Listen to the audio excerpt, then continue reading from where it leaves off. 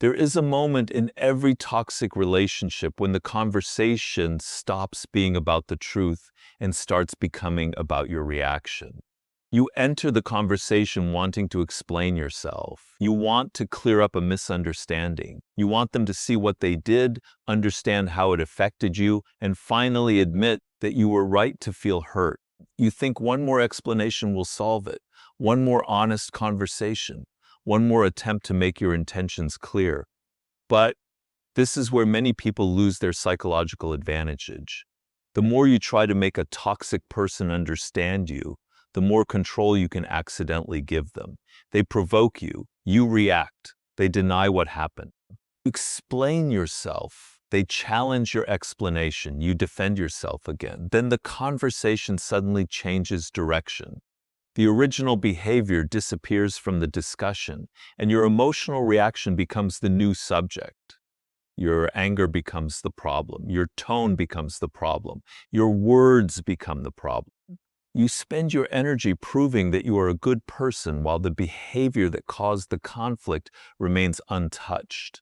This pattern can become exhausting because you keep believing that better communication will eventually produce better behavior. But communication alone cannot create accountability in a person who refuses to take responsibility. And this is one of the most important psychological lessons you can learn when dealing with difficult people. You cannot reason someone into self-awareness when they are committed to avoiding it. Toxic behavior becomes powerful when it can control your behavior. That sentence is the foundation of everything we are going to discuss in this video. A toxic person does not need to control every part of your life to affect you. They may only need to control your attention. They may only need to make you angry enough to respond immediately, anxious enough to keep checking your phone, guilty enough to apologize when you did nothing wrong, or confused enough to keep asking yourself whether you were actually the problem. This is where psychology becomes especially interesting. Human beings naturally respond to social rejection, conflict, criticism, and uncertainty. Our minds are designed to pay attention to social threats. That is useful when a genuine problem needs to be solved. But in unhealthy relationships, this natural response can become a trap. Your brain keeps searching for resolution. You keep returning to the conversation because you want closure. You keep explaining because you want to be understood. You keep responding because silence feels uncomfortable. And the toxic dynamic survives because your attention keeps feeding it. The smartest way to deal with toxic people begins when you stop treating every interaction as a problem you are responsible for solving. This does not mean becoming cruel. It does not mean becoming cold. It does not mean manipulating someone, playing psychological games, or trying to make them suffer. It means understanding where your responsibility ends. You are responsible for your behavior. You are responsible for your words. You are responsible for your boundaries. You are responsible for the amount of access you give another person to your time, attention, emotions, and private life. Their personality belongs to them. Their choices belong to them. Their willingness to change belongs to them. Their refusal to accept responsibility belongs to them. Once you understand this distinction, the entire dynamic begins to change. In this video, you will learn how to recognize the hidden patterns that make toxic interactions so difficult to escape. You will learn why arguing can sometimes strengthen the very behavior you are trying to stop. You will learn why over-explaining yourself can turn a simple boundary into a negotiation. You will learn how emotional reactions can become a source of leverage in unhealthy relationships. You will learn how to observe behavior instead of getting hypnotized by promises, apologies, and temporary changes. You will discover why consistent boundaries are more powerful than dramatic confrontations. You will also learn how to reduce access without turning your boundaries into punishment, and how to recognize the difference between protecting yourself and trying to control another person. But there is a deeper reason you should stay until the end. The most important lesson in this video comes after you understand all of these individual strategies. It is the moment when you realize that dealing with toxic people is less about finding the perfect response and more about changing the psychological position you occupy. Most people enter toxic interactions trying to be understood. They want to prove their intentions. They want to prove their innocence. They want the other person to acknowledge the damage they caused. But emotional independence begins when your peace stops depending on another person's ability to understand you. This is where a lesser-known part of human behavior becomes important. People often adjust their behavior based on the consequences they experience. If disrespect is followed by endless conversation, endless attention, and endless chances, the relationship may continue operating according to the same pattern. But when your response becomes consistent, the dynamic changes. Respect receives access. Disrespect receives distance. Honest communication receives engagement. Manipulation receives disengagement. A genuine mistake can receive understanding. Repeated harmful behavior can receive consequences. You are no longer reacting to every emotional trigger. You are responding according to principle. And that distinction can completely change how you deal with difficult people. You may discover that the strongest response is sometimes a calm sentence instead of a 10-minute explanation. Sometimes it is ending a conversation instead of winning an argument. Sometimes it is refusing to defend yourself against an accusation designed to pull you into a debate. Sometimes it is sharing less personal information. Sometimes it is becoming less available. And sometimes, when the pattern becomes clear and nothing changes, the smartest decision is distance. The goal is never to become someone who feels nothing. Emotional strength is different from emotional numbness. You can feel anger and still choose your response. You can feel disappointed and still protect your boundaries. You can care about someone and still limit their access to you. You can forgive someone and still decide that they no longer belong close to you. This is what real emotional control looks like. It is the ability to experience an emotion without allowing that emotion to make every decision for you. So as we move through this video, pay close attention to one question: who is actually controlling the interaction? Is the other person controlling the conversation because you keep defending yourself? Are they controlling your attention because you keep waiting for an apology? Are they controlling your emotions because every provocation receives an immediate reaction? Or have you reached the point where you can observe the behavior, recognize the pattern, set the boundary, and calmly decide what happens next? Because once you stop trying to change a toxic person and start changing their access to you, the entire psychological game changes. You stop chasing explanations. You stop begging for understanding. You stop treating every accusation like an emergency. You stop giving unlimited opportunities to people who repeatedly demonstrate the same behavior. And slowly you become harder to manipulate because your emotional state is no longer available for someone else to control.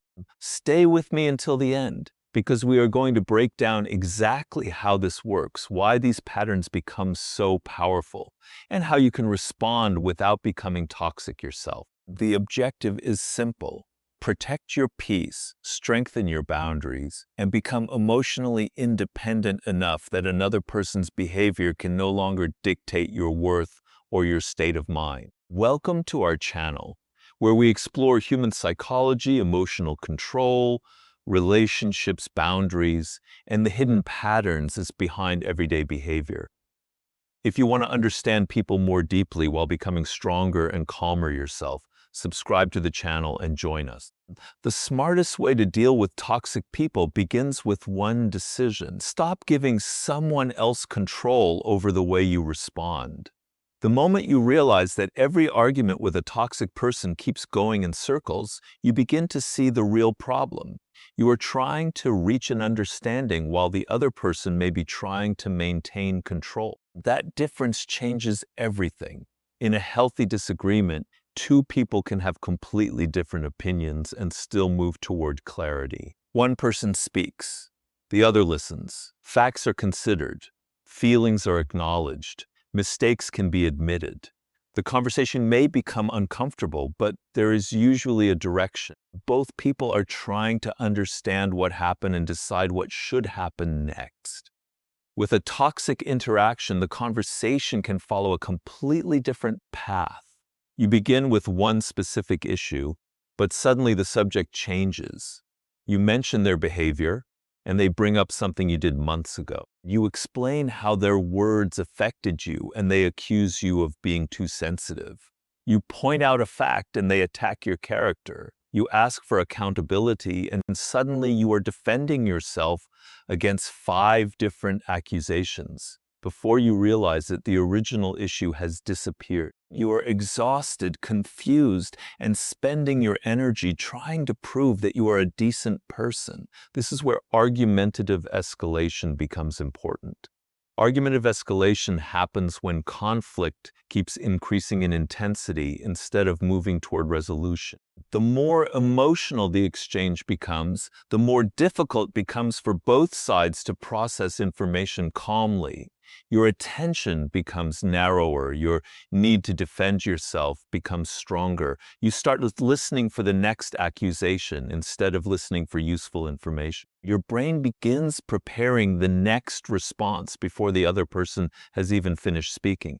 At that point, the conversation has stopped being a search for understanding. It has become a contest over who can control the interaction. This is why trying harder can sometimes make the situation worse. You may think that giving a better explanation will finally make the other person understand. So you explain again, then you give another example, then you remind them of exactly what happened. Then you explain your intentions. Then you answer another accusation. Then another one appears. The conversation keeps expanding because every answer creates another opportunity for disagreement. The toxic person does not need to defeat your argument logically. They only need to keep you engaged. As long as you continue responding, the conversation continues. As long as you keep defending yourself, they have another point to challenge. As long as you keep trying to prove your position, they have more emotional material to work with. This is why emotional regulation becomes such an important part of dealing with difficult people. The ability to regulate your emotional response gives you space between the trigger and your reaction. That space matters. When you are angry, your natural impulse may be to speak faster, explain more, raise your voice, correct every detail, and demand immediate recognition. But every additional reaction can create another opening for conflict. A person who understands this can begin changing the entire pattern. Instead of answering every accusation, you answer the original issue. Instead of defending your entire character, you address the specific behavior. Instead of chasing every new subject, you bring the conversation back to the point. For example, if you say, "I am talking about what happened today," you are refusing to follow the conversation into 5 unrelated arguments. If the person continues changing the subject, you can calmly repeat the same point. You do not need a new explanation every time. Repetition can be more powerful than expansion. There is also a psychological reason why short responses can protect you during conflict. When emotions are high, long explanations often contain more statements that can be challenged, misunderstood, or deliberately twisted. A short factual response gives the other person less material to manipulate. This does not mean becoming rude or dismissive. It means becoming precise. You are removing unnecessary emotional fuel from the conversation. Instead of saying, "You always do this, and I have been putting up with it for months, and every time I try to talk to you, you make me feel like I am the problem, and I cannot understand why you keep treating me this way." You can say, "I am addressing what happened today." The second response has less emotional weight, but it has greater control. You are refusing to let the conversation become larger than the actual issue. This is also where many people make a serious mistake.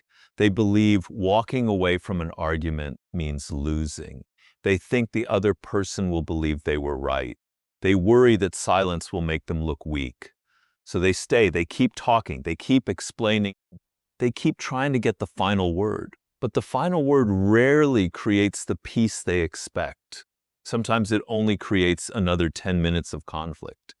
You do not need to win every argument because every argument does not deserve your energy. Your objective should be clarity, safety, and self-respect rather than victory. There will be moments when the most intelligent response is simply to say, "We are going in circles," and end the conversation. There will be moments when you need to say, "I am willing to discuss this when we can speak calmly." There will be moments when the healthiest decision is to leave the conversation completely. This is not surrender. It is emotional discipline. You are deciding that your attention has greater value than the satisfaction of proving a point. And once you begin doing this consistently, you may notice a powerful change in the way difficult people interact with you. The conversation becomes harder to hijack because you stop following every distraction.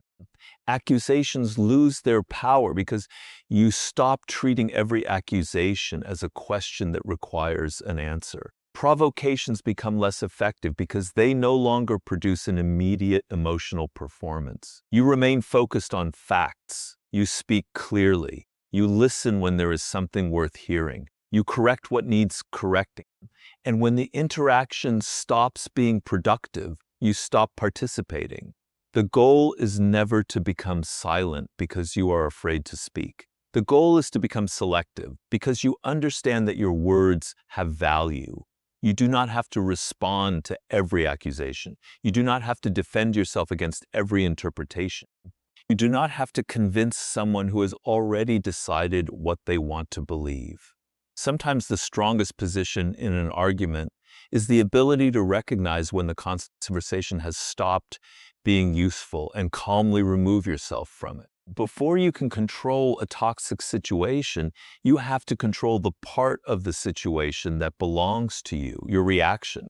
This is one of the hardest psychological lessons because toxic behavior is often designed intentionally or unintentionally to pull an emotional response out of you. Anger is one of the easiest reactions to trigger. Fear is another. Guilt can be even more powerful because it can make you question your own behavior before you have even examined theirs. Anxiety can keep you thinking about the interaction long after it has ended. Then there is the urge to defend yourself, the urge to answer immediately, the urge to prove that you are right, and the urge to make the other person understand exactly how much they hurt you. Each reaction feels justified in the moment.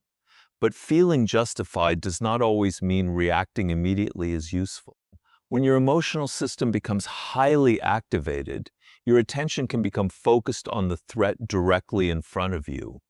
Your thinking may become faster, more defensive, and less flexible.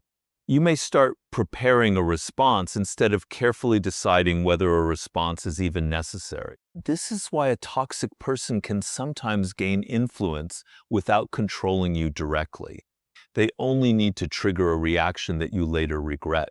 They provoke you, you become angry, you respond emotionally, and then the entire situation can be reframed around your reaction. The original behavior becomes secondary. Now, the conversation is about your anger, your tone, your words, or the fact that you became upset. This creates a psychological trap. You entered the interaction because you wanted accountability, but you leave it defending your emotional response.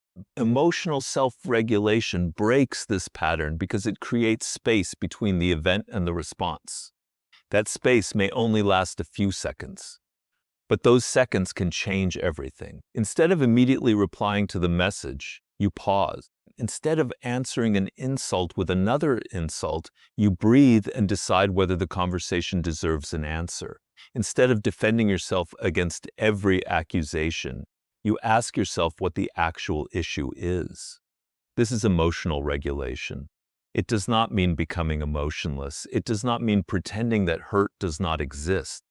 It does not mean allowing someone to disrespect you without consequences. It means experiencing the emotion without handing the emotion complete control over your behavior.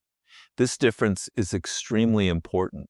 Emotional suppression says, I am not allowed to feel this. Emotional regulation says, I feel this, but I choose what happens next. Those two approaches may look similar from the outside, but psychologically they are very different. Suppression pushes the emotional experience away. Regulation acknowledges it and then decides how to respond. You can feel angry and still speak calmly. You can feel hurt and still set a clear boundary. You can feel anxious and still wait before replying. You can feel the urge to defend yourself and still decide that defending yourself will accomplish nothing. This is where emotional strength begins to look very different from emotional numbness. A numb person may appear calm because they have disconnected from what they feel. A regulated person can feel the intensity of the moment and still remain capable of choosing their behavior. That is a much stronger position because the emotion is present, but it is no longer driving the vehicle. Think about what happens when someone sends you an aggressive message and you respond within seconds. Your first response may contain anger. You may use words you would never use after calming down. You may accuse them of things that are unrelated to the original issue. You may reveal how deeply their behavior affected you. Then the conversation escalates. The other person responds. You respond again. Hours later, you realize that the entire interaction became much larger than it needed to be. The problem was not only what they did. The problem was that the emotional reaction created a second problem. A pause can interrupt that chain. You can read the message without answering. You can step away from the conversation. You can give yourself time to understand what you actually feel. You can ask whether responding will solve anything or simply create another round of conflict. This is not weakness. It is delayed reaction, and delayed reaction can be a form of power. Toxic dynamics often depend on immediacy.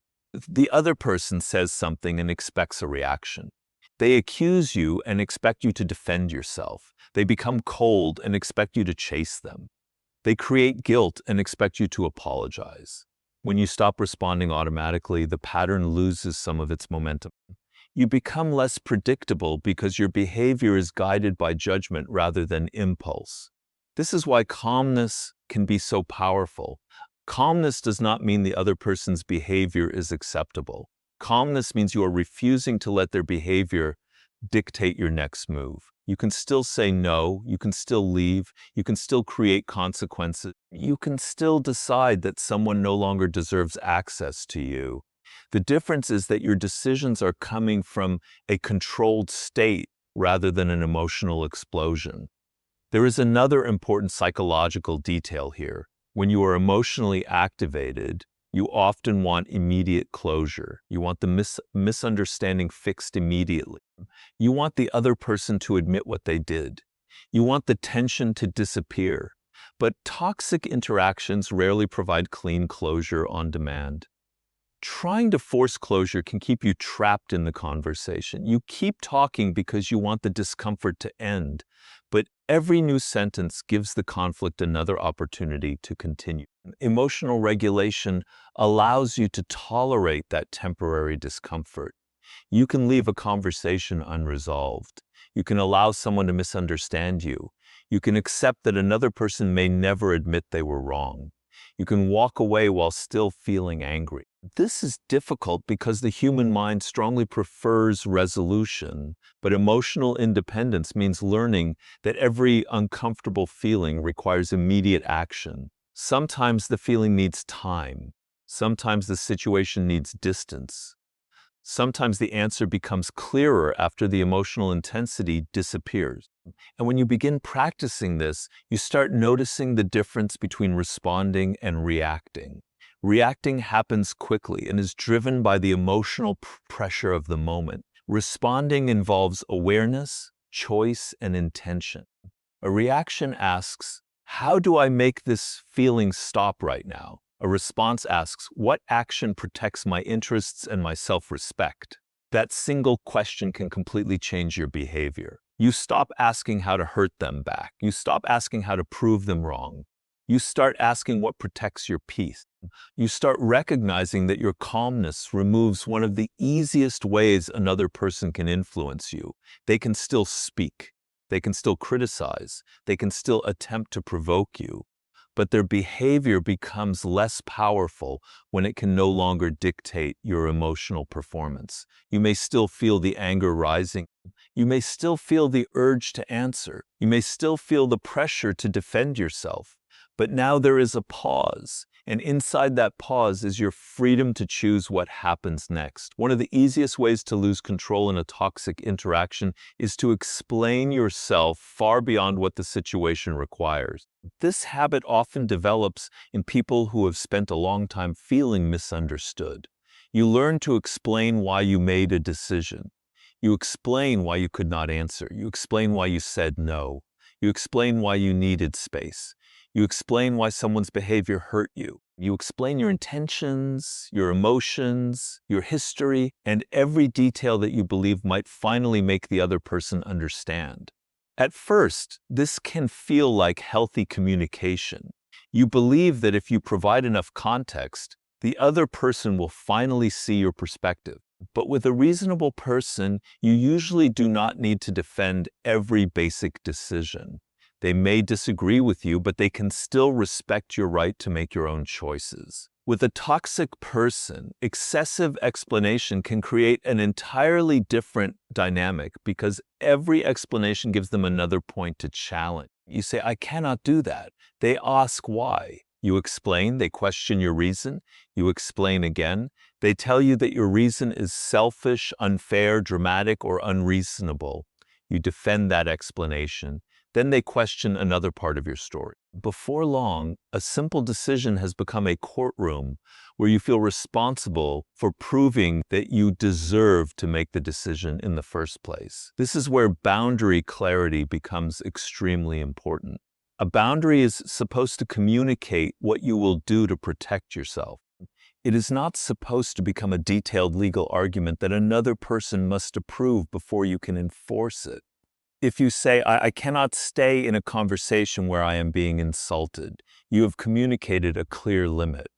You do not need to provide 15 examples from the past. You do not need to prove that the person has insulted you enough times to qualify. You do not need to convince them that your boundary is reasonable. Your responsibility is to communicate the limit and then act consistently with it. This distinction becomes powerful because toxic people may try to turn your boundaries into debate. They may ask endless questions, demand more information, accuse you of being selfish, or make you feel guilty for having a limit at all. The natural reaction is to explain even more. You think the problem is that they do not understand, so you provide more details. But the deeper problem may be that they understand perfectly well and simply do not like the answer. Those are two very different situations. Someone who does not understand may need clarification. Someone who refuses to accept your boundary may use clarification as another opportunity to negotiate. This is why learning to recognize the difference can save you enormous emotional energy. You can explain once, you can clarify when necessary, but you do not need to enter an endless defense of your right to say no. A simple sentence can carry more strength than a long emotional speech. I am unavailable. That does not work for me. I am not comfortable with that. I will discuss this when we can speak respectfully. I have made my decision. These statements are powerful because they communicate a position without opening 10 unnecessary doors for debate. This does not mean becoming rude. It means becoming clear. There's also a psychological reason people over-explain. Many people are uncomfortable with another person's disappointment. When they say no and see the other person become angry, they immediately feel pressure to repair the emotional atmosphere. They start explaining because they want the other person's approval. They want the other person to say, I understand. But this creates a dangerous habit. Your boundary becomes dependent on the other person's emotional reaction. If they accept it, you feel confident. If they become angry, you begin questioning yourself. If they become disappointed, you start apologizing. If they accuse you of being selfish, you start producing evidence that you are actually a good person. Slowly, another person's reaction becomes the measure of whether your decision was valid. This is where emotional independence becomes necessary. You can make a reasonable decision and still allow another person to dislike it. You can say no and allow them to feel disappointed. You can protect your time without proving that you are a generous person. You can leave a conversation without convincing the other person that you had a perfect reason. Their emotional response belongs to them. Your boundary belongs to you. This does not mean every boundary is automatically healthy. A boundary can be unreasonable or controlling, and people should be willing to examine their own behavior. But once you have considered the situation honestly, you do not need endless approval before protecting yourself. A healthy boundary focuses on your own action. It says, if this continues, I will leave. It says, I will end the conversation if I am insulted. It says, I will decide how much personal information I share. It says, I will choose whether I remain available. It does not say, you must stop being this type of person forever. That would attempt to control another person's personality. You cannot control their choices. You can control your participation. This is the heart of boundary clarity. You are communicating what you will do rather than trying to force another person to behave exactly the way you want. Once you understand this, your conversations become much simpler. Instead of saying, I am saying no because I have been exhausted lately and I have had a difficult week and I really wanted to help, but I have too much going on and I hope you understand that I am not trying to hurt you. You can simply say, I cannot do that right now. If they ask again, you can repeat yourself without becoming defensive. You do not need to invent a stronger reason. Your first answer did not become weaker because they disliked it. This is where repetition becomes useful. A calm, repeated statement can prevent you from being pulled into a completely different conversation. I understand that you disagree. My decision is still the same. I hear what you are saying. I am still not comfortable with it. We can discuss this respectfully, but I am not going to argue about my decision. You are communicating that disagreement does not automatically create a negotiation. The other person can have an opinion without having authority over your choices. Over time, this changes how you see yourself. You stop believing that every decision needs a defense. You stop treating every accusation as an emergency. You stop confusing explanation with respect. You begin understanding that respect does not require endless access to your reasoning. Sometimes the strongest communication is simply clear, calm, and complete. You know what you mean. You know what you are willing to accept. You know what you will do when the boundary is crossed, and you no longer feel the need to turn every personal decision into a presentation designed to convince someone else that you are allowed to have it. Words can create hope very quickly, especially when you desperately want a difficult relationship to improve.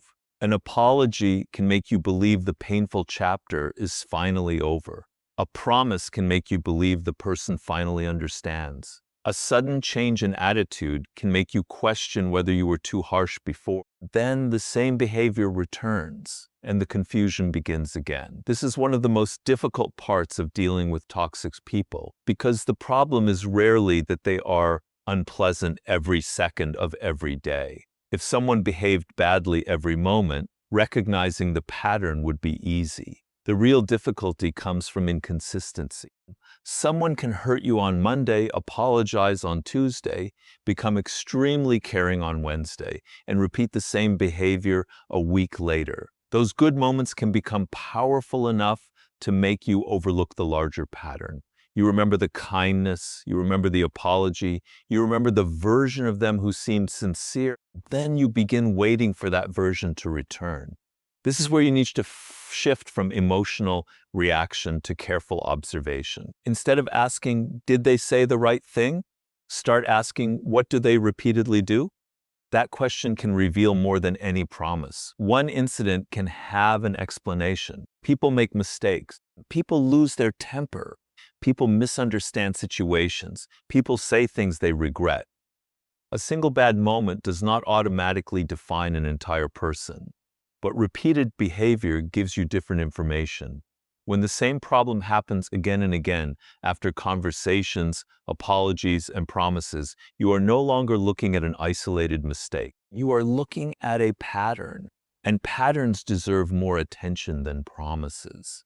This does not mean every apology is fake. It does not mean people are incapable of change. Genuine change exists, but genuine change usually becomes visible through behavior over time. A person who truly wants to change does more than say they will change. Their decisions begin to look different. Their reactions begin to change. They become more accountable. They respect the boundary even when they are frustrated. They stop blaming everyone else for the consequences of their choices. They do not need to be reminded every few days about the same issue. Their behavior starts providing evidence. This is why accountability is such an important thing to observe. Anyone can say, "I am sorry." The more important question is what happens after the apology.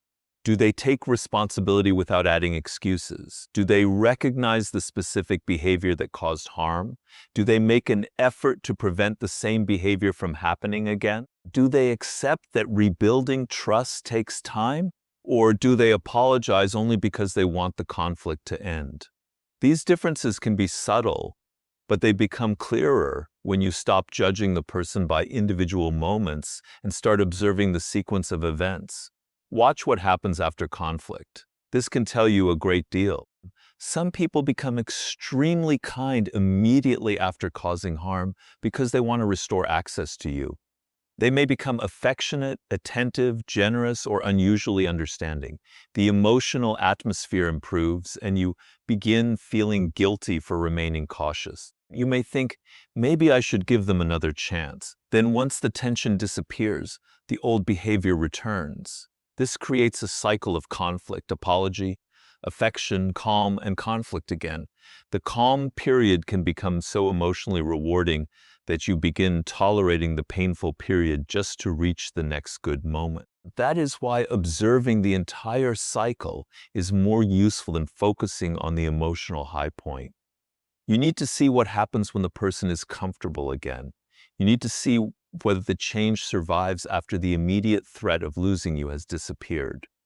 Another powerful test is how someone behaves when they hear the word no.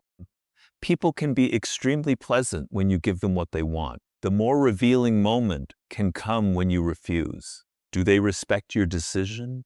Do they become angry? Do they pressure you? Do they make you feel guilty? Do they withdraw affection as punishment? Do they suddenly accuse you of being selfish?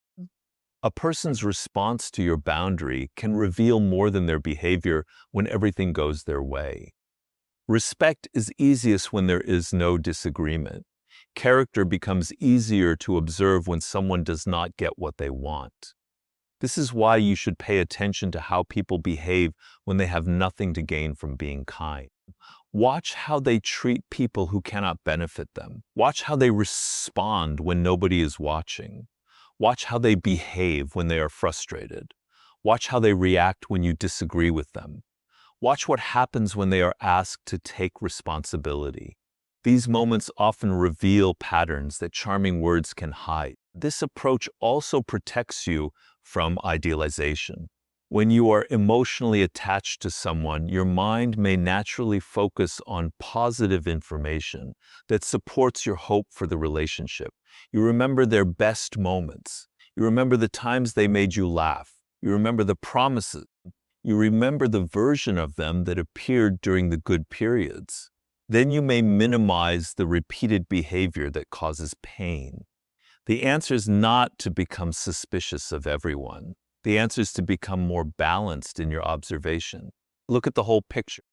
If someone is kind most of the time, but occasionally makes a serious mistake and genuinely takes responsibility, that pattern looks very different from someone who repeatedly harms you, apologizes, behaves well temporarily, and then returns to the same behavior. The difference is consistency. The difference is accountability. The difference is whether the change survives over time. This is why you should stop asking which version of this person is real.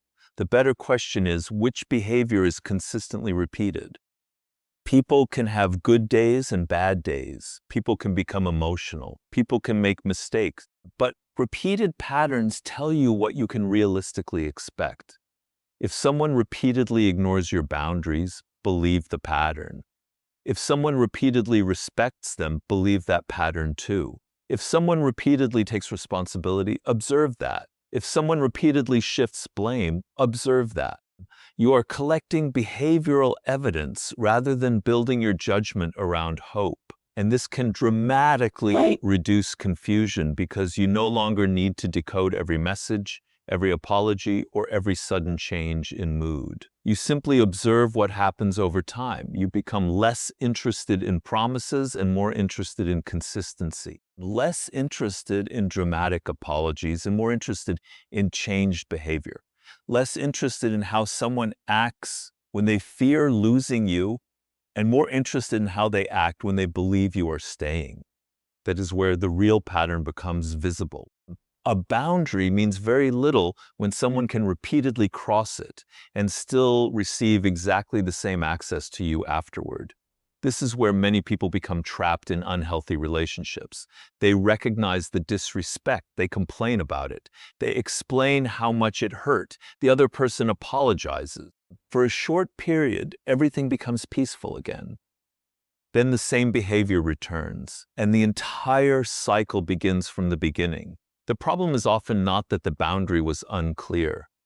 The problem is that nothing meaningful changed after the boundary was crossed. If someone can insult you, manipulate you, invade your privacy, ignore your limits, and still receive unlimited access to your time, attention, emotions, and personal life, your words may eventually become easier for them to ignore. This does not mean you need to punish anyone. It means your behavior needs to reflect the boundaries you communicate. Access is one of the most powerful forms of communication in any relationship because your time, attention, trust, emotional energy, and personal information are valuable resources. You decide who receives them and under what conditions. When someone consistently treats those resources carelessly, reducing access can become a healthy consequence. This is very different from revenge. Revenge says, I want you to suffer because you hurt me. A consequence says, I am changing my behavior because I need to protect myself. That distinction matters because revenge keeps you emotionally connected to the person. You remain focused on making them feel something. You monitor their reaction. You wonder whether they noticed your withdrawal. You wait for them to become upset. You may even increase your behavior because you want them to understand that you are angry.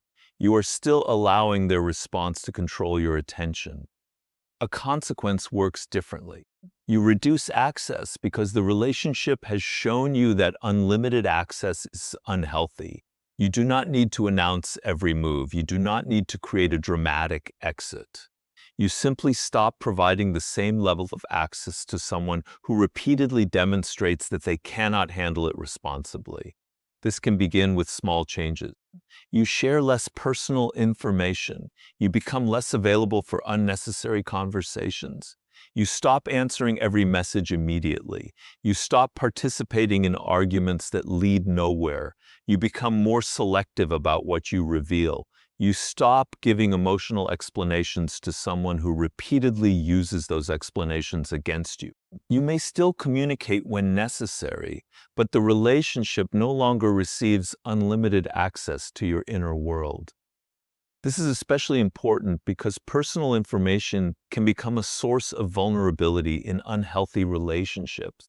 When someone knows exactly what makes you anxious, what makes you feel guilty, what you fear losing, and what you desperately want them to understand, they have more opportunities to influence your emotional state.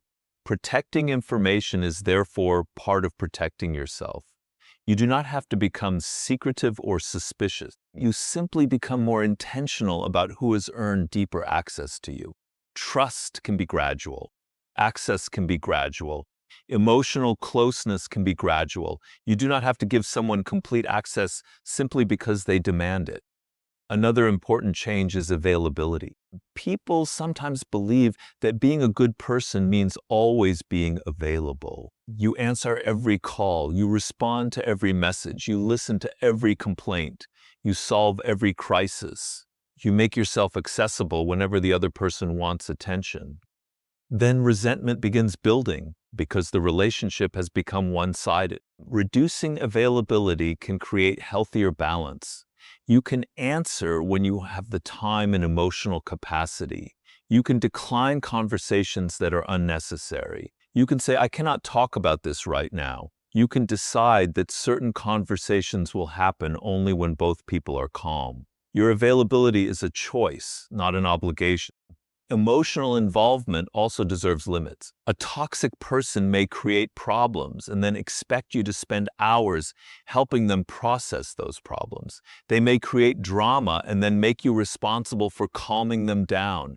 They may insult you and then expect immediate emotional reassurance.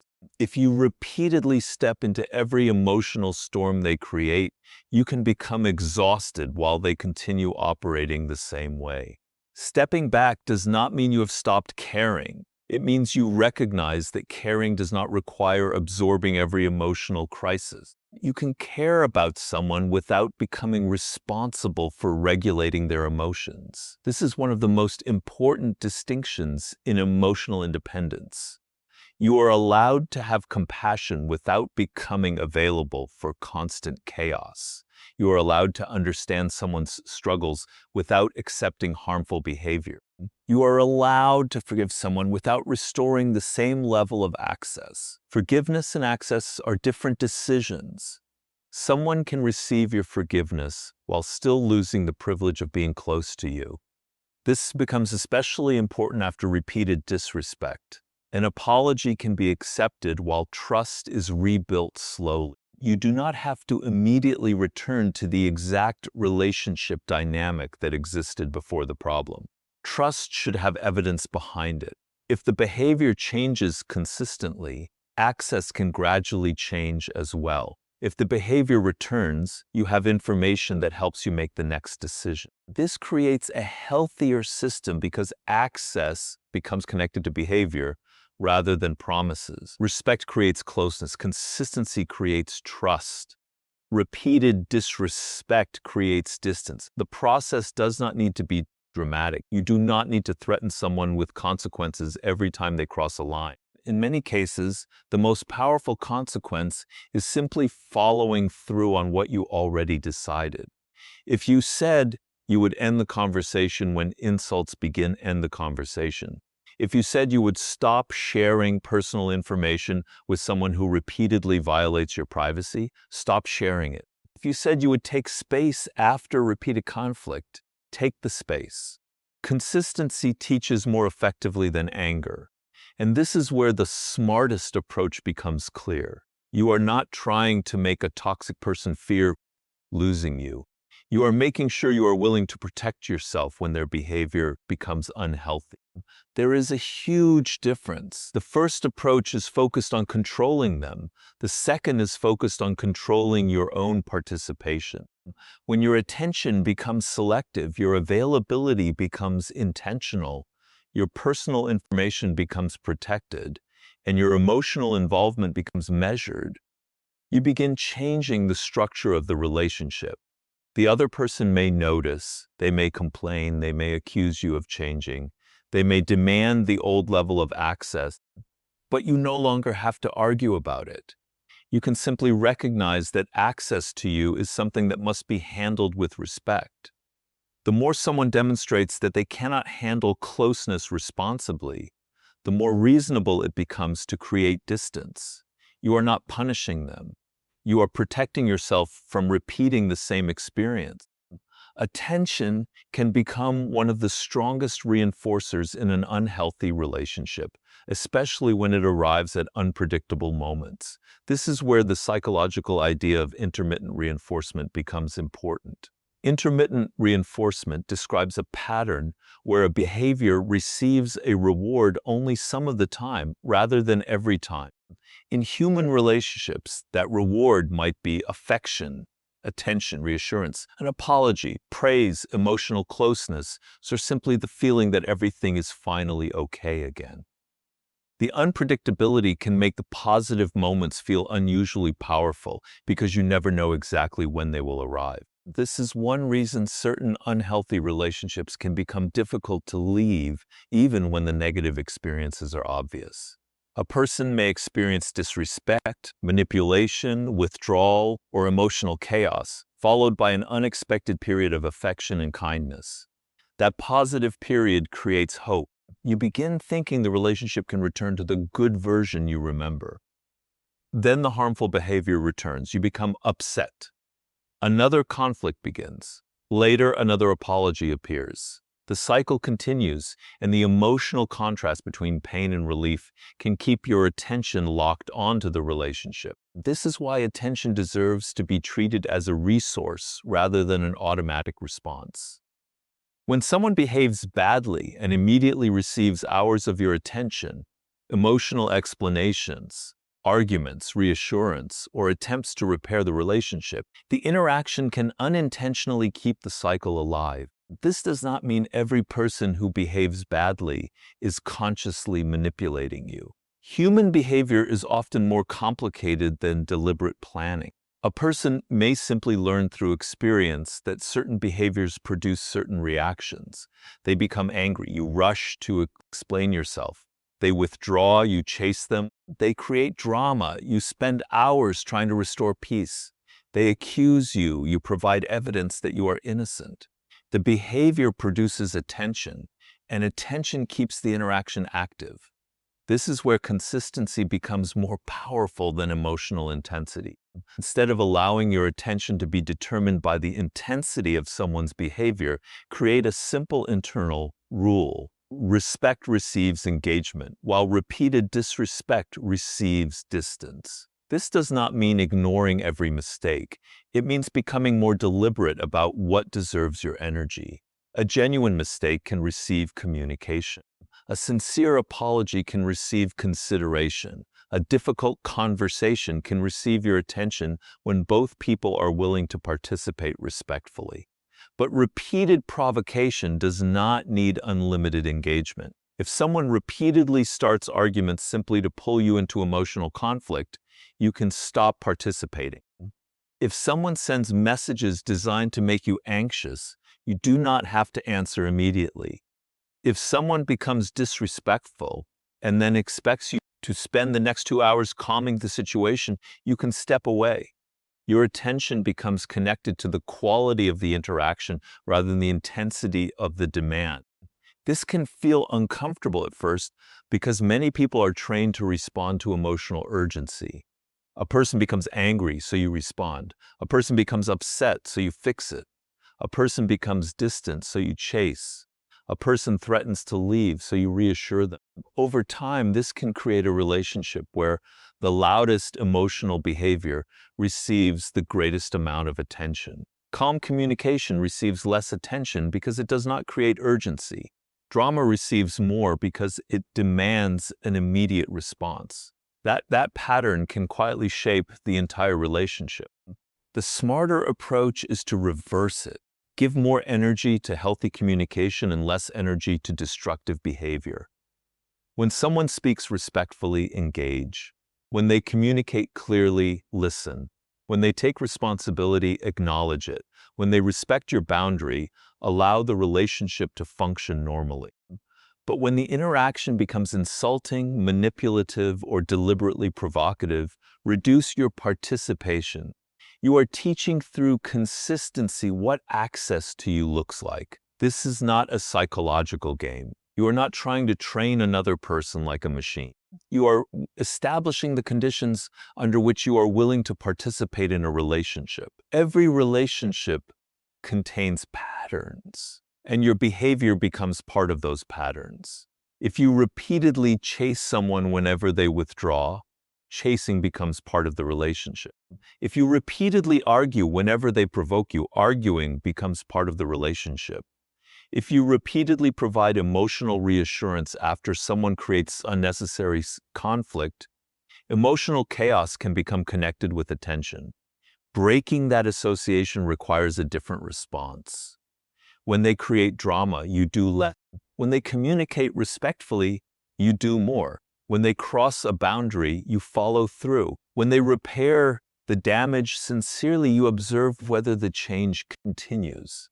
This is where emotional discipline becomes important, because the hardest moment is often the moment when you feel the strongest urge to respond.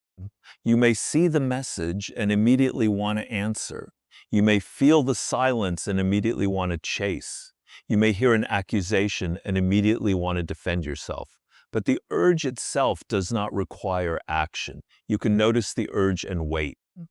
You can ask yourself whether your response will improve the situation or simply restart the cycle.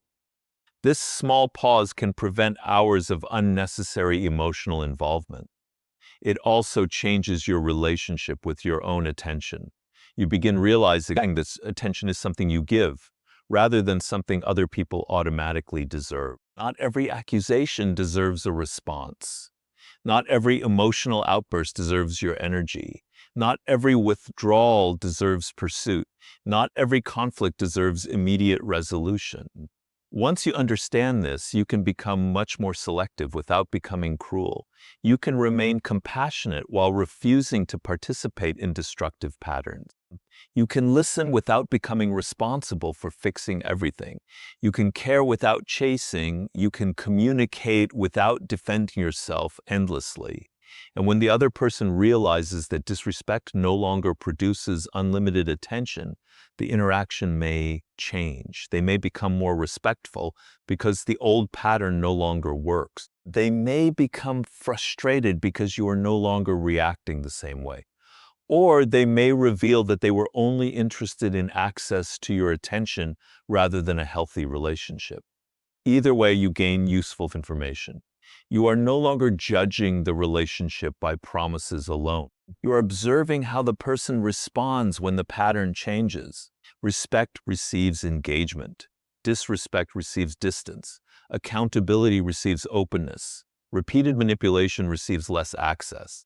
The rule is simple, but applying it consistently can change the entire emotional structure of a relationship, because you stop allowing destructive behavior to become the fastest route to your attention. Silence can become one of the most misunderstood forms of communication when dealing with difficult people. Some people use silence as punishment. They stop responding because they want the other person to panic, chase them, apologize, or feel rejected. That approach may create a reaction, but it keeps you emotionally connected to the outcome. Your silence becomes another attempt to control someone else's behavior. Strategic disengagement is completely different. It is the decision to stop participating in an interaction that is no longer productive, respectful, or healthy. You are not becoming silent because you want someone to suffer. You are becoming silent because you recognize that continuing the conversations is costing you more than it is giving you. This distinction changes the entire meaning of silence. Sometimes you simply do not need the final word. You do not need to correct every accusation. You do not need to answer every provocative message. You do not need to prove that your version of events is the correct one. You do not need to spend another hour explaining yourself to someone who has already decided how they want to interpret you. There is a point in many conflicts where more communication produces less understanding. Every new sentence creates another opportunity for disagreement. You explain one detail and the other person attacks another. You clarify your intention and they question your character. You answer one accusation and another appears. The conversation becomes an endless demand for explanations. Silence can interrupt that cycle because you stop supplying additional material for the conflict. This does not mean you should remain silent when communication is necessary. Healthy relationships require communication. Important issues deserve discussion. Boundaries sometimes need to be clearly stated. Problems at work, family responsibilities, financial matters, and serious misunderstandings may require direct communication. Strategic disengagement is not about avoiding every uncomfortable conversation. It is about recognizing when the conversation has stopped serving a useful purpose. There is a major difference between avoiding communication and refusing to participate in pointless escalation. If someone is genuinely trying to understand you, talking can help. If someone is repeatedly twisting your words, changing the subject, attacking your character, and demanding explanations without accepting any answer, continuing to talk may simply feed the cycle. This is where silence becomes a filter. When you stop filling every uncomfortable moment with words, you create space to observe. You begin seeing what the other person does when you stop defending yourself. Do they become calmer? Do they attempt respectful communication? Do they take responsibility? Do they keep provoking you because they need a reaction? Do they suddenly become more aggressive because they are losing emotional access to you? These reactions can provide useful information. Sometimes you learn more by observing what happens after you stop arguing than you ever could by continuing the argument. This is especially important because emotional conflict can distort perception. When you are in the middle of an argument, your attention is focused on surviving the interaction. You are thinking about your next sentence. You are trying to protect yourself. You are trying to make the other person understand. You may miss important patterns because you are too emotionally involved to observe them clearly. Stepping away creates psychological distance. That distance allows you to look at the interaction from outside rather than from inside it. You may begin noticing that the same accusation appears every time you set a boundary. You may notice that apologies only happen after you threaten to leave. You may notice that the person becomes respectful when they need something and disrespectful when they feel secure. You may notice that every conflict somehow ends with you apologizing for your reaction while their original behavior remains unaddressed. Silence gives you room to notice these patterns because you are no longer constantly responding to them. There is also a practical advantage to pausing before responding. Emotional intensity tends to make immediate reactions feel necessary. You may feel that you must answer right now because the other person expects an answer. But urgency does not always mean importance. A message can demand an immediate response without actually requiring one. A provocative statement can be designed to create emotional pressure without containing anything that needs your attention. Learning to pause gives you control over timing. You can decide when you are ready to communicate instead of allowing someone else's emotional state to determine when you must engage. This is one of the simplest ways to strengthen emotional independence. You stop allowing another person's urgency to become your emergency. You can say, "I will respond when I am ready to discuss this calmly." You can end a conversation with, "I am not continuing this while we are speaking disrespectfully." You can simply step away when there is nothing productive left to say. The important part is that the silence has a purpose. You are creating space for yourself rather than creating anxiety for someone else. This is why silence should protect your peace, not punish someone into chasing you.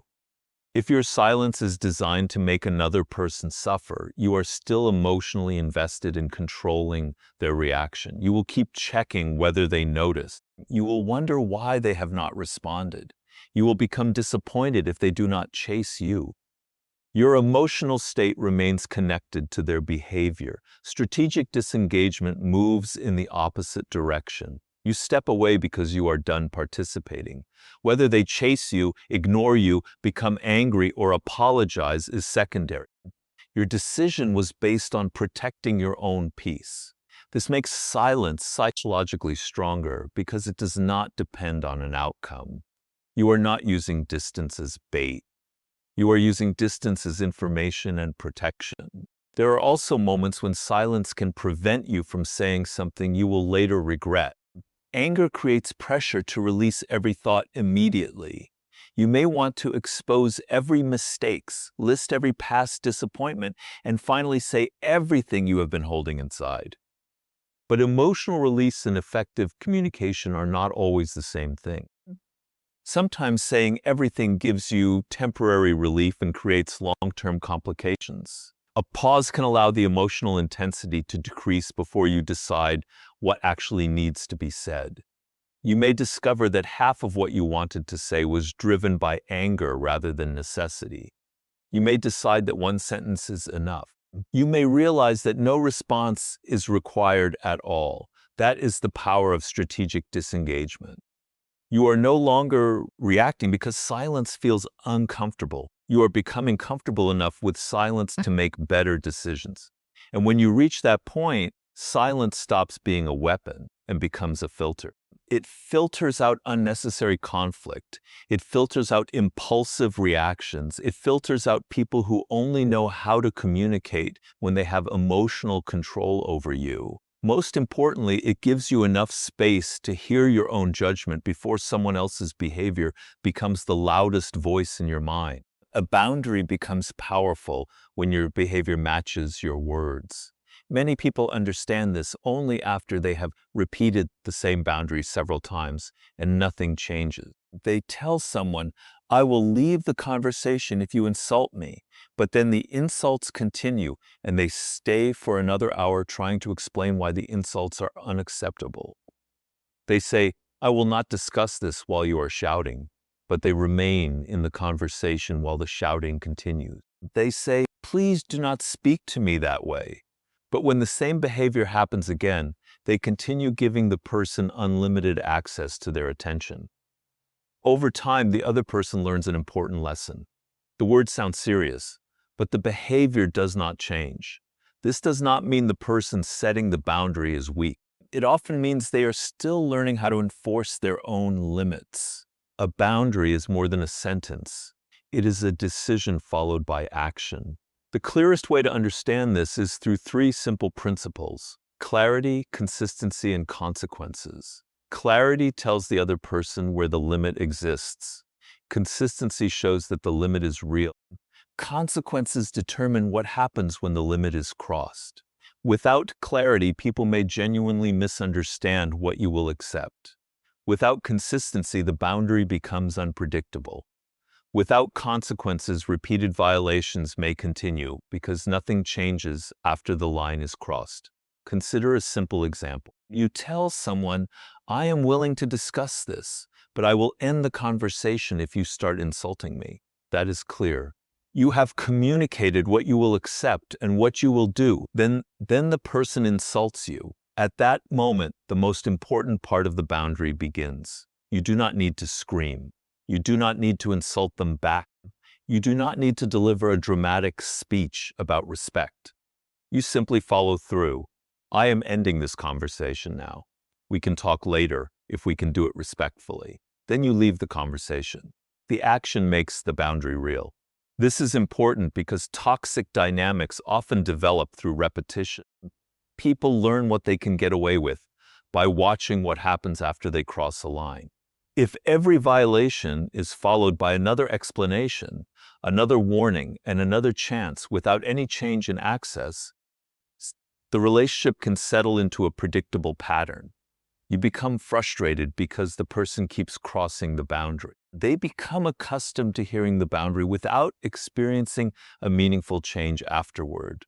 The result is a cycle where you speak louder while they listen less. The solution is rarely to become louder. It is to become more consistent. Consistency removes the need for repeated emotional warnings. Instead of saying the same thing 10 times, you say it once and follow through when necessary.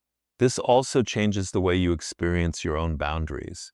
When you repeatedly set a boundary and fail to follow it, you may begin losing trust in yourself. You start thinking, "Why do I keep allowing this?" You become angry at the other person, but part of the frustration comes from knowing that your own actions are not aligned with your decisions. When you begin following through, something changes internally. You start learning that your decisions have weight. You become more confident because you know that you do not need another person's permission to protect yourself. Your boundary becomes something you practice rather than something you repeatedly announce. This is where consequences need to be understood correctly. A consequence is not revenge. It is not designed to hurt someone emotionally. It is simply what you choose to do when a boundary has been crossed. If someone repeatedly disrespects you, you may reduce contact. If someone repeatedly turns every conversation into an argument, you may limit those conversations. If someone repeatedly misuses private information, you may stop sharing personal details. If someone becomes aggressive during conversations, you may choose to communicate only when the situation is calm or through a more limited channel. The consequence is connected to your protection rather than their punishment. You are not saying, "I will make you suffer." You are saying, "Because this behavior continues, I am changing what I am willing to participate in." That is a mature response because it keeps your attention focused on what you control. You cannot force someone to respect your boundary. You cannot control their personality. You cannot guarantee that they will react well.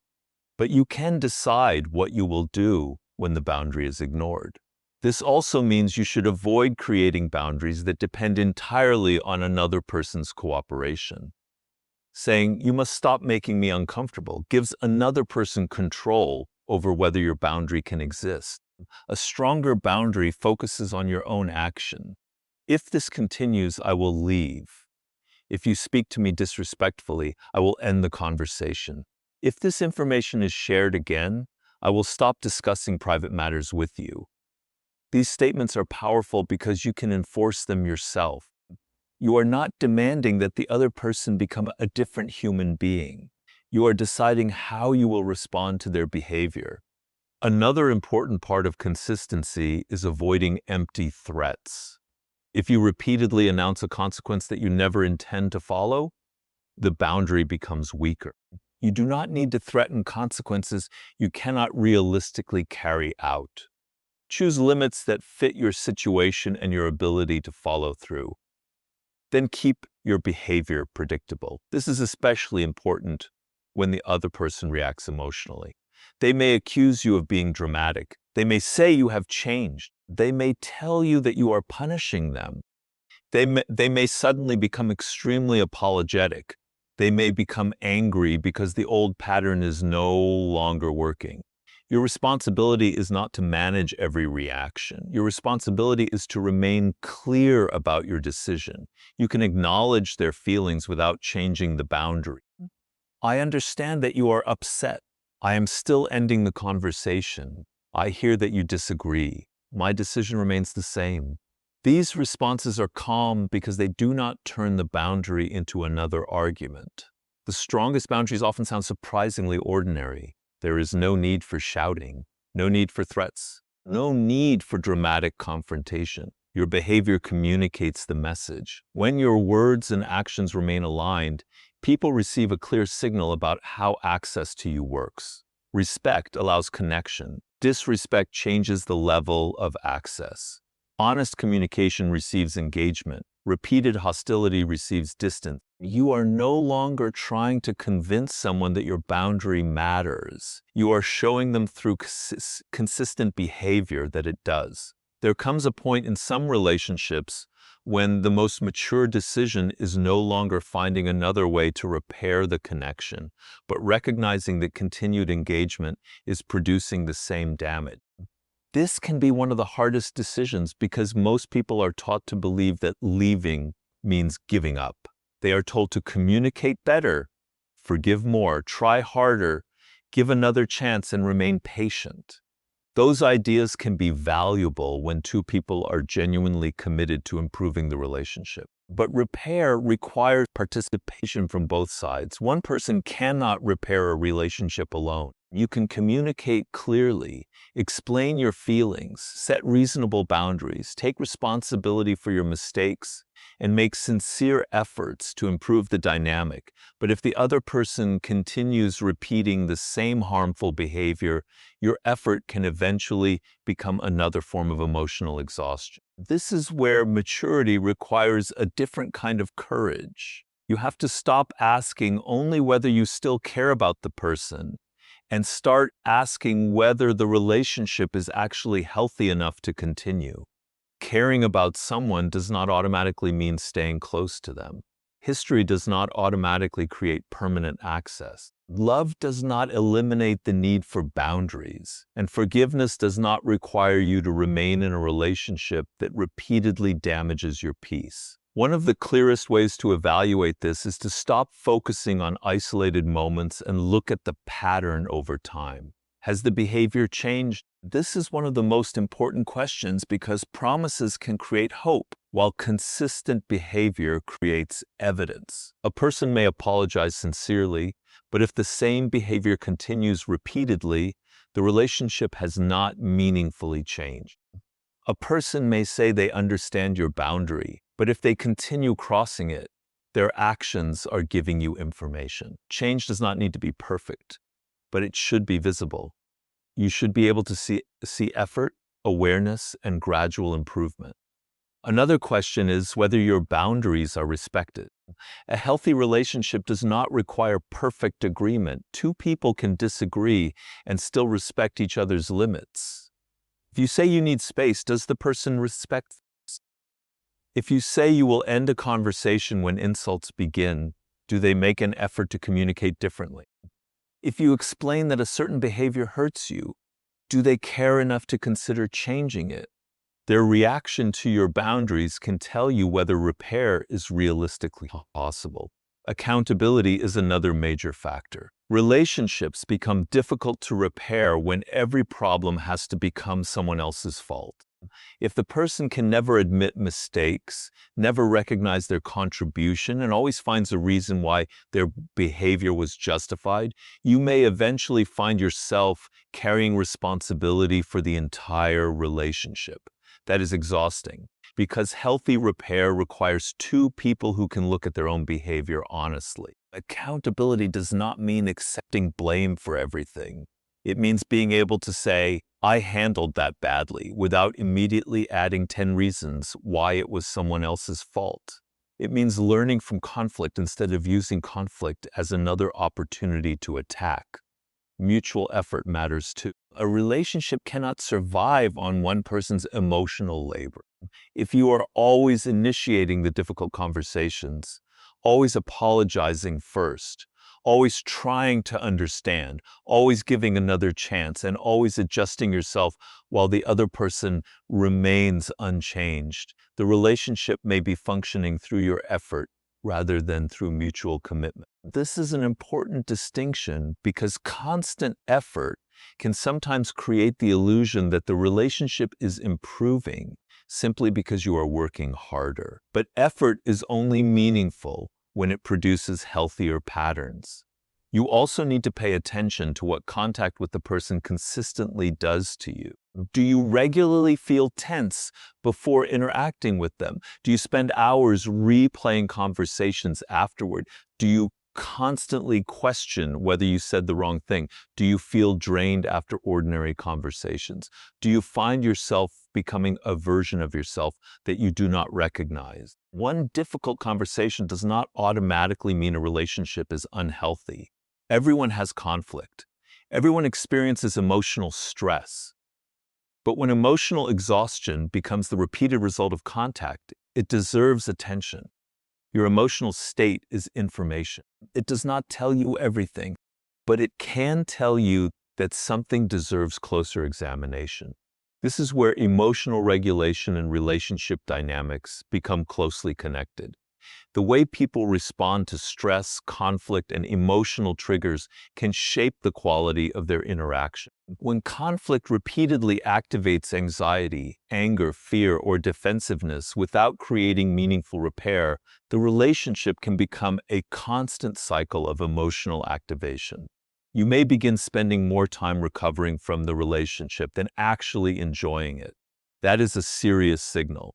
Distance can interrupt that cycle. Distance does not always mean permanent separation. Sometimes it means taking a step back long enough to think clearly. Sometimes it means reducing contact. Sometimes it means changing the type of communication you have. Sometimes it means refusing to participate in certain conversations. And in more damaging situations, it can mean ending the relationship completely. The important point is that distance should be based on reality rather than revenge. You are not stepping away to make someone chase you. You are stepping away because continued closeness has become unhealthy. This is why walking away is not always losing. Sometimes walking away is the final boundary. You are acknowledging that you have communicated enough, explained enough, waited enough, and observed enough. You are accepting that another person may never become the person you hoped they would become. This acceptance can hurt because it means releasing the version of the relationship that exists in your imagination. You may still remember the good moments. You may still care about the person. You may still wish things could have been different. None of that makes your decision wrong. Two truths can exist at the same time. You can care about someone and decide that you cannot continue the relationship in its current form. You can appreciate the past and still protect your future. You can forgive someone and still maintain distance. You can wish them well without giving them the same access to your life. This is where emotional independence becomes real. You stop waiting for another person to change before allowing yourself to move forward. You stop measuring your worth by whether they finally understand you. You stop believing that another apology automatically erases repeated behavior. You start evaluating people by what they consistently bring into your life. If there is respect, accountability, mutual effort, and genuine change, repair may be worth pursuing. If there is repeated disrespect, broken boundaries, denial, blame, and emotional exhaustion, distance may be the wiser choice. The decision becomes less about proving who is right and more about recognizing what the relationship is actually producing. And sometimes the healthiest form of self-respect is accepting that a relationship can only become better when you stop trying to force it to become something it has repeatedly shown you that it cannot be. The ultimate goal when dealing with toxic people is not to become colder. It is not to become suspicious of everyone. It is not to learn how to manipulate people before they manipulate you. And it is certainly not about making another person fear you. Those approaches can keep you trapped in the same psychological game because your attention remains focused on the other person. You are still watching their reactions. You are still trying to influence their emotions. You are still measuring your success by whether they become angry, jealous, apologetic, or afraid. Real strength moves in a different direction. The goal is to become emotionally independent enough that another person's behavior no longer controls your internal state. That does not mean you stop caring. It means caring no longer requires losing control of yourself. You can recognize disrespect without immediately exploding. You can feel hurt without begging for reassurance. You can feel angry without sending the message you will regret 5 minutes later. You can experience disappointment without turning it into a desperate attempt to change someone else's mind. This is where every principle in this video begins coming together. You stop reacting automatically because you understand that every trigger does not deserve an immediate response. You stop over-explaining because you realize that your decisions do not need to become courtroom presentations. You stop chasing closure from people who repeatedly create confusion because you understand that closure does not always come from another person's explanation or apology. Sometimes closure comes from accepting the pattern you have already observed. You stop judging people only by what they promise and begin watching what they repeatedly do. You stop giving unlimited access to people who repeatedly misuse that access. You protect your attention because you understand that attention is one of the most valuable things you can give another person. You become more selective about your availability because being constantly available does not automatically make you loving, loyal, or kind. Sometimes it simply makes you exhausted. You set boundaries clearly and then follow through because you understand that a boundary without consistent action eventually becomes an empty warning.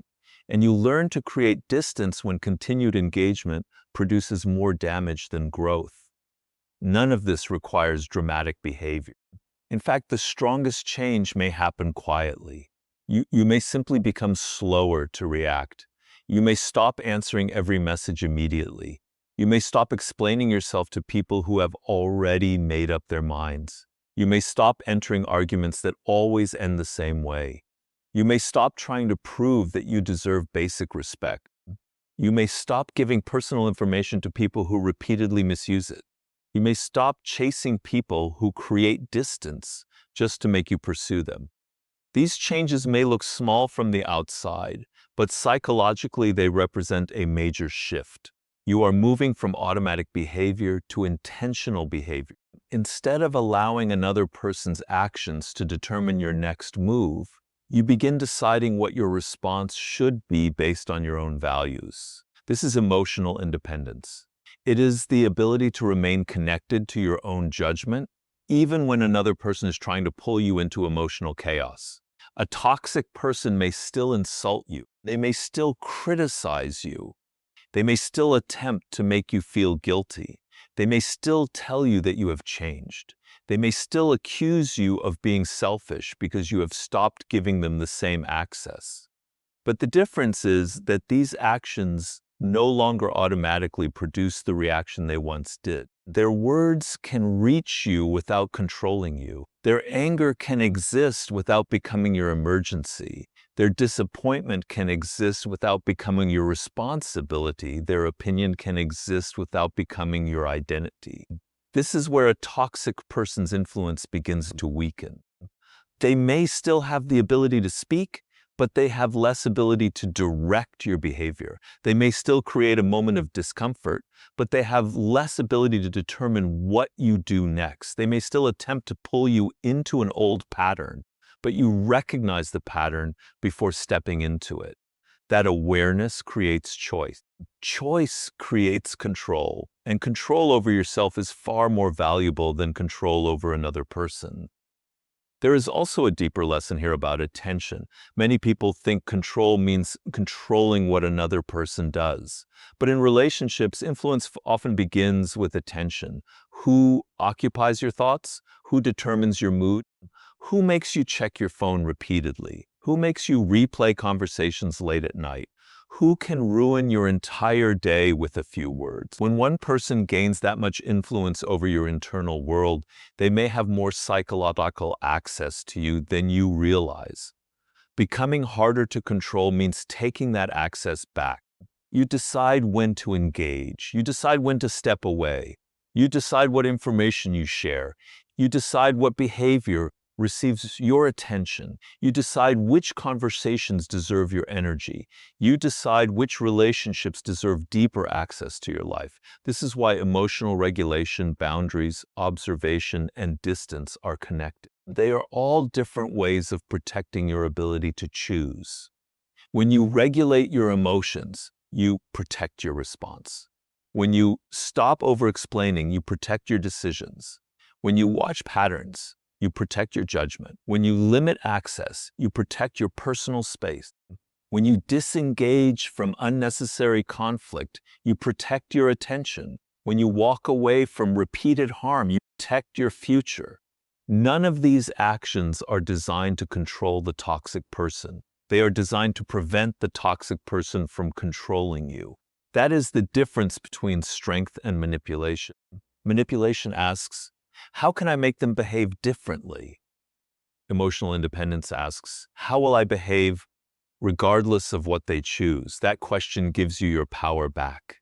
You cannot control whether someone respects you. You can control what happens when they disrespect you. You cannot control whether someone apologizes. You can control whether you continue trusting repeated promises without evidence. You cannot control whether someone understands your boundary. You can control whether you continue giving them access after they cross it.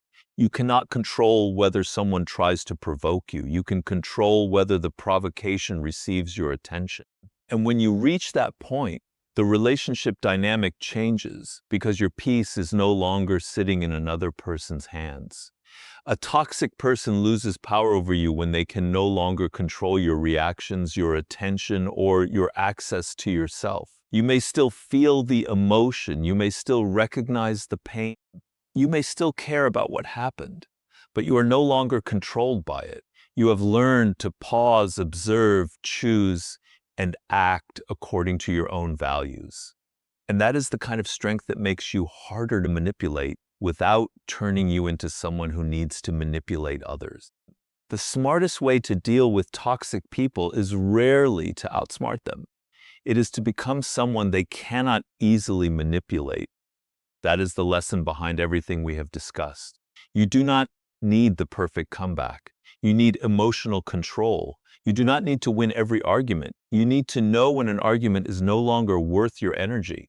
You do not need to explain yourself until someone finally agrees with you. You need clear boundaries and the courage to follow them.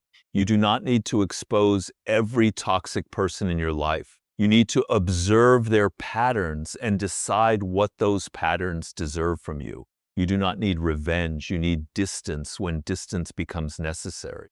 Because the moment you stop reacting automatically, you begin taking your power back. The moment you stop over-explaining, your decisions become clearer. The moment you stop rewarding disrespect with unlimited attention, the dynamic begins to change. The moment you stop chasing people for closure, you realize that some answers are already visible in their behavior. And the moment you understand that boundaries are about your actions rather than controlling another person's personality, you become much harder to manipulate. Remember this: you cannot always control who enters your life. You cannot control how another person behaves. You cannot control whether they understand your feelings, respect your boundaries, apologize, or change. But you can control who receives access to your peace. That is real self-control. You can care without chasing. You can forgive without forgetting the pattern. You can understand someone without accepting their behavior. You can walk away without hatred. And you can protect yourself without becoming toxic yourself. The strongest person in the room is rarely the one who speaks the loudest or wins the final argument. Sometimes it is the person who can remain calm, recognize the pattern, set the boundary, and quietly choose what happens next. So the next time someone tries to pull you into unnecessary drama, remember that your reaction is a choice, your attention is a choice, your availability is a choice, your access is a choice. Protect them carefully. If this video gave you a new perspective on toxic behavior, emotional control, and boundaries, give this video a like. Share it with someone who needs to hear this message, and subscribe to the channel for more psychology-based videos about human behavior, emotional strength, self-respect, and the hidden patterns that shape our relationships. Because sometimes the greatest victory is not changing the toxic person. It is becoming so emotionally independent that they can no longer control your peace.